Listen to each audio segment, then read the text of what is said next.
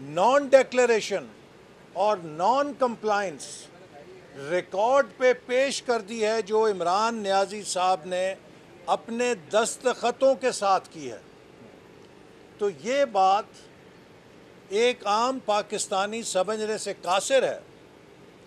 کہ ایک منتخب وزیر اعظم تو 10,000 درہم کی بیٹے کی تنخواہ ڈکلیئر نہ کرنے پہ نااہل کر دیا جائے، تاحیات نااہل کر دیا جائے، اور دوسرا وزیر اعظم جو ہے اس کی کروڑوں روپے کی چوری پکڑی جائے، کروڑوں روپے کی مس ڈیکلریشن پکڑی جائے، درجنوں بینک اکاؤنٹس پکڑے جائیں کہ جو الیکشن کمیشن سے چھپائے گئے، اور اس کے دفتر کے سٹاف کی چوری پکڑی جائے کہ اپنے دفتر کے چائے والے کے اکاؤنٹ میں کروڑوں روپے منگائے گئے، اپنے دفتر کے چوکی دار کے اکاؤنٹ میں کروڑوں منگائے گئے، اپنے دفتر کے کمپیوٹر آپریٹر کے نام پہ کروڑوں روپے منگائے گئے، اور دوسروں کو وہ نام لے لے کے پکارے کہ ان کے ملازموں کے اکاؤنٹ کے پیسوں کا وہ حساب مانگے۔ میں سمجھتا ہوں کہ پاکستان کے اندر جس درجے کی جھوٹ، الزام تراشی اور خود چور اور دوسروں کو چور کہنے کی سیاست عمران نیازی صاحب نے کی ہے، اس کی کوئی مثال نہیں ملتی، لیکن اب ان کی سیاست کا ڈراپ سین ہونے کو ہے۔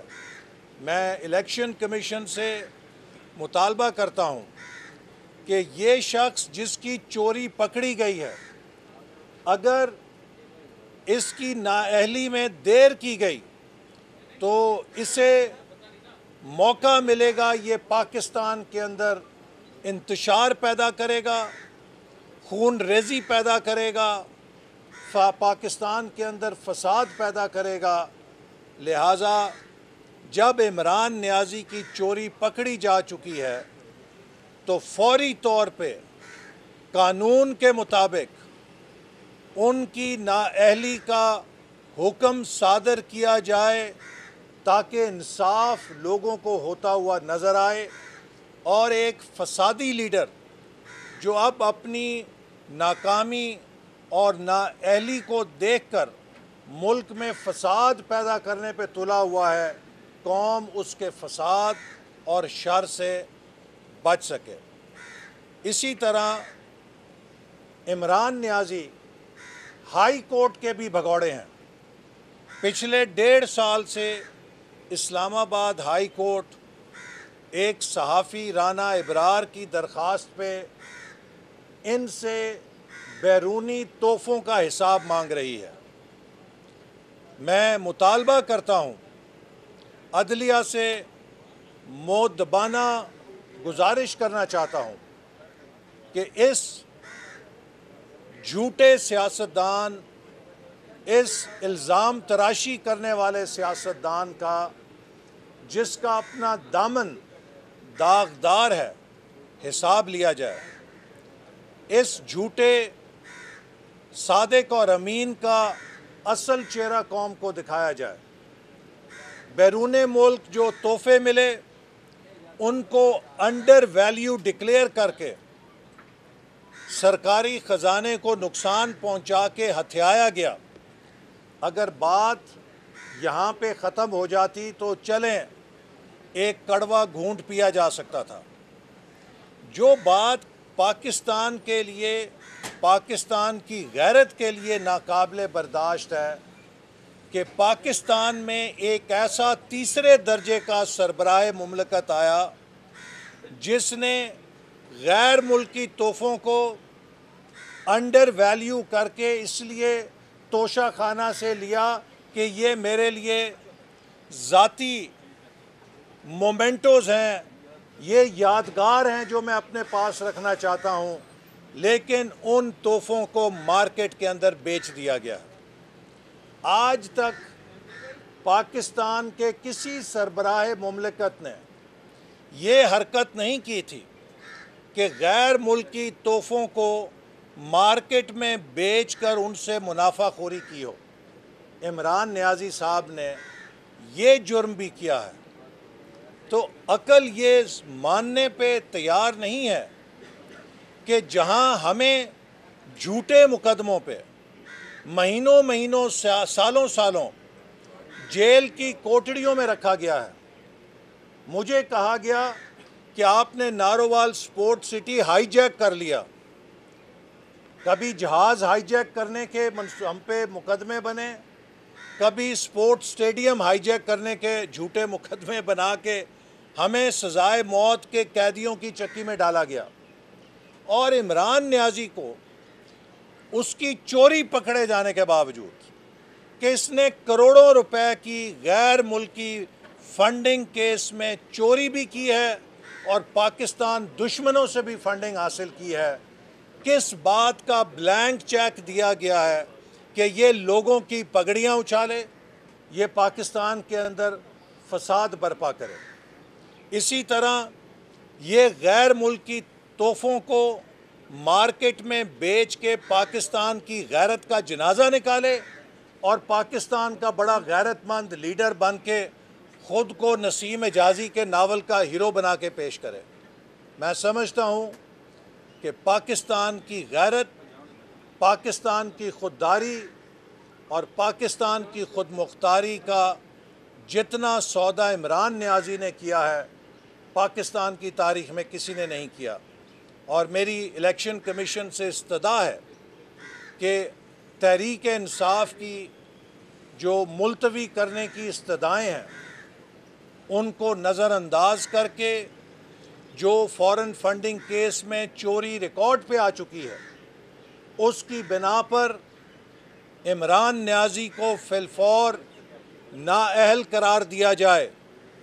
چونکہ اس کے مقابلے میں رتی برابر ایک شبے کے اوپر منتخب وزیر اعظم کو صرف 12,000 درہم بیٹے سے تنخواہ، بیٹے سے باپ کو تنخواہ ممنوع فنڈنگ نہیں ہے. ایک بیٹا اگر اپنے باپ کو پیسے دیتا ہے یہ ممنوع فنڈنگ نہیں ہے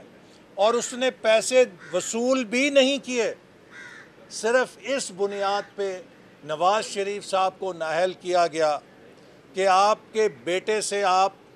12,000 یا 10,000 درہم تنخواہ لے سکتے تھے، آپ نے وصول نہیں کی لیکن اسے ڈکلیئر نہیں کیا. تو یہاں پر کروڑوں روپے عمران نیازی نے پاکٹ کیے، اپنی جیبوں میں ڈالے، ڈکلیئر نہیں کیے، اور وہ پاکستان پہ وزیر اعظم بن کے بیٹھا ہے، ملک کی تباہی کر رہا ہے، ان لابیز کو خوش کر رہا ہے جن لابیز سے اس نے بیرونی فنڈنگ حاصل کی ہے.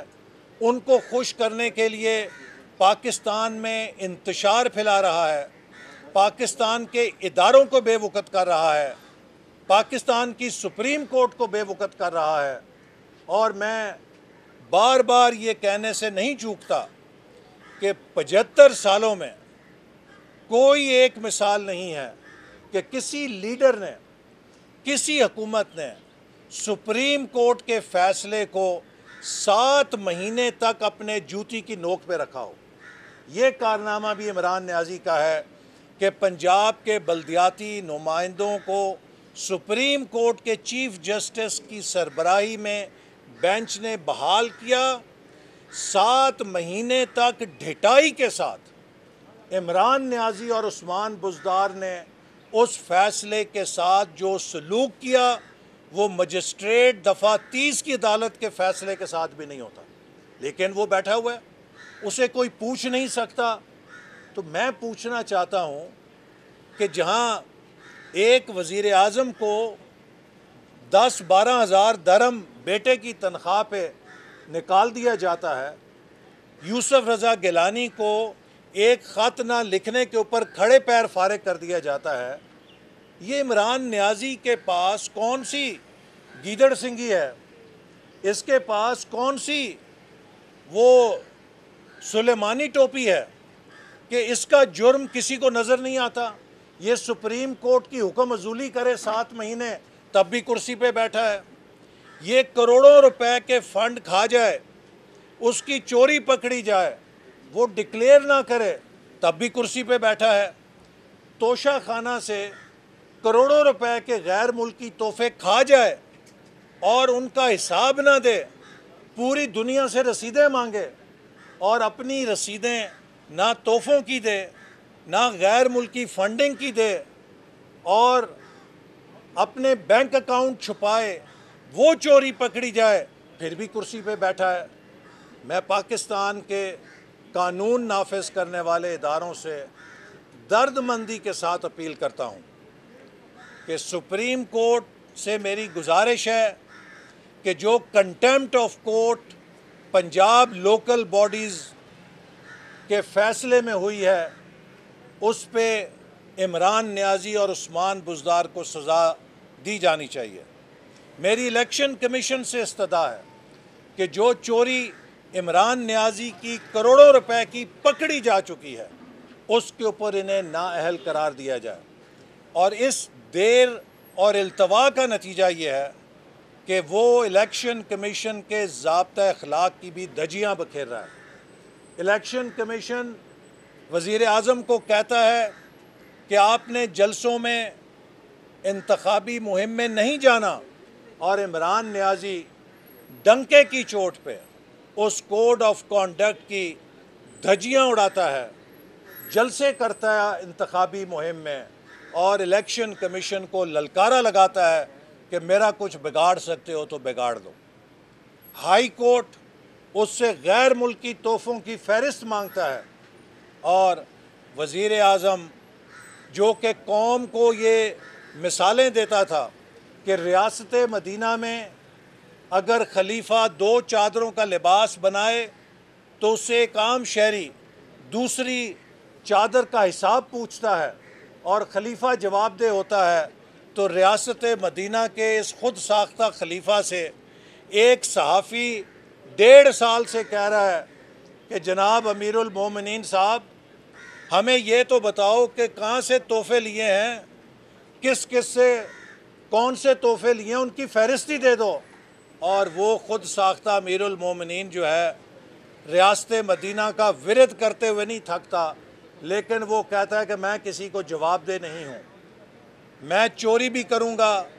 ڈاکہ بھی ڈالوں گا، نہ کسی کو جواب دوں گا اور نہ مجھے کوئی سزا دے سکتا ہے۔ میرا خیال ہے کہ اب وقت آ گیا ہے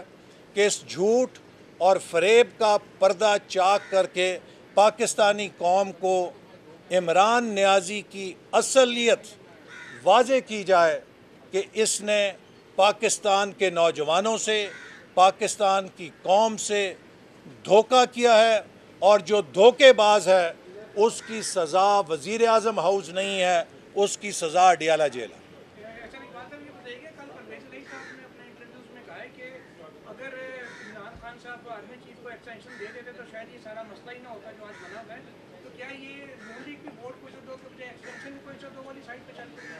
دیکھیے، پرویز الہی صاحب کا جو بیان ہے اس پہ تو وہی وضاحت دے سکتے ہیں، لیکن مسلم لیگ نون نے جو تحریک عدم اعتماد پیش کی ہے اس کی وجہ یہ ہے کہ آج پاکستان کا ہر شہری ہم جس بازار میں،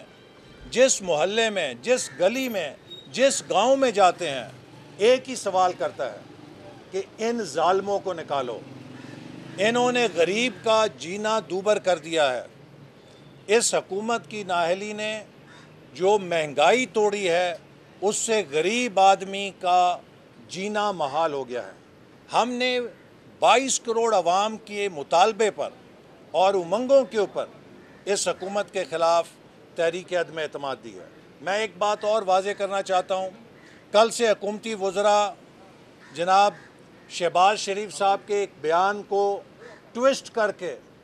یہ تاثر دے رہے ہیں کہ انہوں نے شاید کوئی بہت غیر آئینی بات کی ہے۔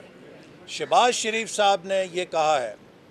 کہ انتخابات جیتنے کے بعد اگر مسلم لیگ نون کے پاس اکثریت بھی ہوگی، ہم تب بھی ایک مخلوط حکومت بنانے کو ترجیح دیں گے تاکہ پاکستان کی تمام جمہوری اور سیاسی جماعتوں کو لے کر ہم ملک کی بحالی کے قومی ایجنڈے پر عمل درآمد کر سکیں۔ انہوں نے ملک کو دوبارہ بحال کرنے کے لیے قومی اتفاق رائے کی ضرورت پہ زور دیا ہے، اور الیکشن جیتنے والی جماعت کا یہ استحقاق ہے کہ چاہے وہ اکیلی حکومت بنائے، لیکن اگر وہ دیگر جماعتوں کو مخلوط حکومت میں شامل کر کے ایک براڈ بیسڈ گورننس اس ملک میں لانا چاہتی ہے تو یہ بھی آئینی اور جمہوری طریقہ ہے۔ اس میں کوئی غیر آئینی بات نہیں، اس میں کوئی غیر جمہوری بات نہیں، بلکہ جو ملک کے موجودہ حالات ہیں ان کے پیش نظر یہ ایک اچھی تجویز ہے جس کا خیر مقدم کیا جانا چاہیے تھا کہ مسلم لیگ نون تنہا پرواز نہیں کرنا چاہتی، وہ سب کو ساتھ لے کر چلنا چاہتی ہے۔ سر، یہ اپنی بات بتا دیں، کیا یہ بات درست ہے کہ سندھ ہاؤس میں حکومت کے کئی لوگوں کو رکھا گیا ہے تاکہ ان کو حکومت کی جانب سے پریشرائز نہ کیا جا سکے؟ میں سمجھتا ہوں کہ عمران نیازی صاحب کے اوسان خطا ہیں، وہ ہارس ٹریڈنگ کے لوگوں کو قصے سنا رہے ہیں۔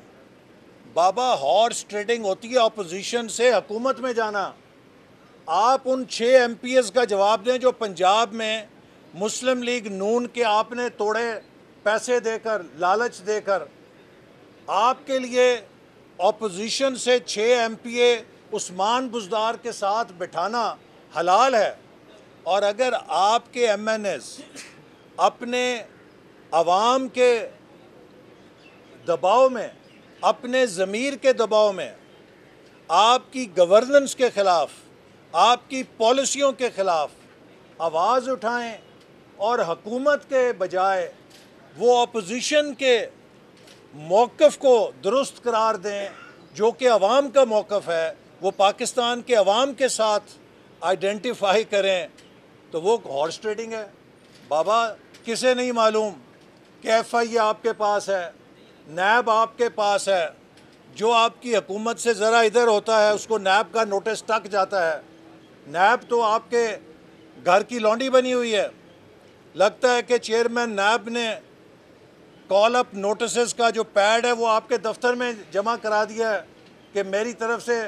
جس کو آپ کہیں خود ہی کال اپ نوٹس جاری کر دیں۔ تو یہ نیب گردی ہو رہی ہو تو کون اپوزیشن کی طرف آئے گا کسی لالچ کی وجہ سے؟ آج اگر آپ کے خلاف جہانگیر ترین گروپ کھڑا ہوا ہے، علیم خان گروپ کھڑا ہوا ہے، یا قومی اسمبلی کے ممبر کھڑے ہوئے ہیں، تو عمران نیازی صاحب یہ سب ایک ہی بات کر رہے ہیں کہ آپ نے اس نئے پاکستان کے خواب کے ساتھ دھوکہ کیا ہے۔ آپ نے اپنے گرد نااہل وزیروں اور مشیروں کے ساتھ مل کر پاکستان کا اور پی ٹی آئی کا ستیہ ناش اور بیڑا غرق کیا ہے۔